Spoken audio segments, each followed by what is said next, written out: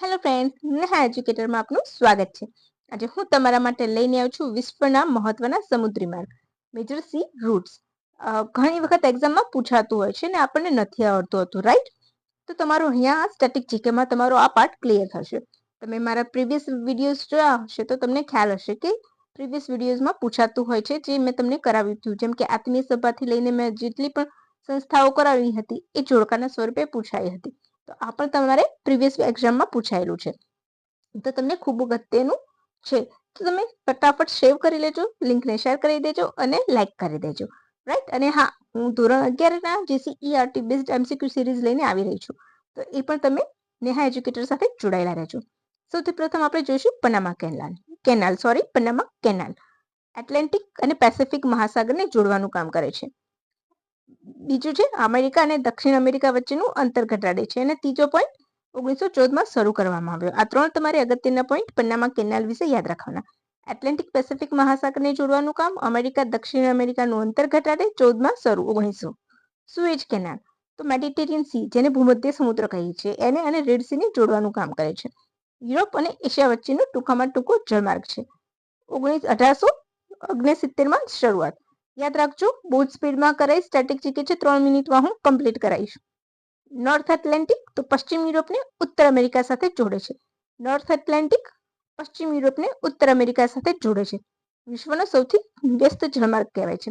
Trans Pacific તો ઉત્તર અમેરિકાને પૂર્વ એશિયા અને ઓસ્ટ્રેલિયા સાથે જોડશે. શું છે તો ટ્રાન્સ પેસિફિક ઉત્તર અમેરિકાને પૂર્વ એશિયા ઓસ્ટ્રેલિયા સાથે જોડશે. મેડિટેરિયન સી અને બ્લેક સી તો મોટા ભાગે ઓઇલ અને ગેસનું ટ્રાન્સપોર્ટેશન માટે ઉપયોગી છે. બરાબર છે? આટલું યાદ રાખવાનું છે. તો પન્નામાં એટલાન્ટિક અને પેસિફિક મહાસાગરને જોડશે. અમેરિકા દક્ષિણ અમેરિકા વચ્ચેનું અંતર ઘટાડશે. સુએજ કેનાલ તો મેડિટેરિયન સી રેડ સીને જોડવાનું કામ. યુરોપ એશિયા વચ્ચેનું ટૂંકું અંતર. નોર્થ એટલાન્ટિક પશ્ચિમ યુરોપને ઉત્તર અમેરિકા સાથે જોડે છે. વિશ્વનો સૌથી વ્યસ્ત જળમાર્ગ. ટ્રાન્સ પેસિફિક ઉત્તર અમેરિકાને એશિયા અને ઓસ્ટ્રેલિયા સાથે જોડે છે. બરાબર છે? મેડિટેરિયન સી, બ્લેક સી તો ગેસ ટ્રાન્સપોર્ટેશન માટે.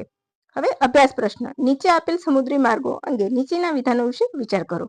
સુએજ કેનાલ ભૂમધ્ય સાગર, સમુદ્ર અને લાલ સમુદ્રને જોડે છે. ઉત્તર એટલાન્ટિક માર્ગ વિશ્વનો સૌથી વ્યસ્ત સમુદ્રી જળમાર્ગ ગણાય છે. પનામા કેનાલ એટલાન્ટિક અને હિન્દ મહાસાગરને જોડે છે. ઉપરમાંથી કયા વિધાન સાચા છે? તમારે મને નીચે કમેન્ટ બોક્સમાં કમેન્ટ કરીને કહેવાનું છે.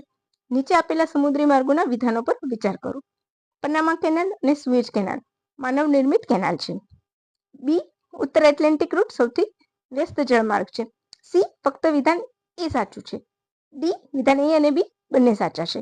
તો હવે તમને લાગતું હોય કે મેં ખૂબ મહેનત કરી છે અને તમારા માટે આ મસ્ત મજાની સિરીઝ શરૂ કરવાની છે, તો તમે મને આજે સ્ટેટિક જીકેમાં તમારે આ 2 અભ્યાસ પ્રશ્નો મૂક્યા છે, એનો તમારે મને કમેન્ટ બોક્સમાં કમેન્ટ કરીને આન્સર આપવાનો છે. અને જેનો જવાબ સાચો હશે તેને હું લાઈક આપી દઈશ. અને તમને જવાબ પણ ઉપર મેં તમને કરાવ્યું છે એમાંથી મળી જશે. તો બસ આવી જ મસ્ત મજાની માહિતી સ્ટેટિક જીકે હોય કે પછી કોઈ પણ ટોપિક હોય, એના માટે તમારે નેહા એજ્યુકેટર સાથે જોડાયેલા રહેવાનું છે. તો ફટાફટ સબસ્ક્રાઇબ કરી લેજો, લાઈક કરી દેજો, વિડીયોની લિંક શેર કરી દેજો. ઓકે ફ્રેન્ડ્સ, તો ફરી મળીશું.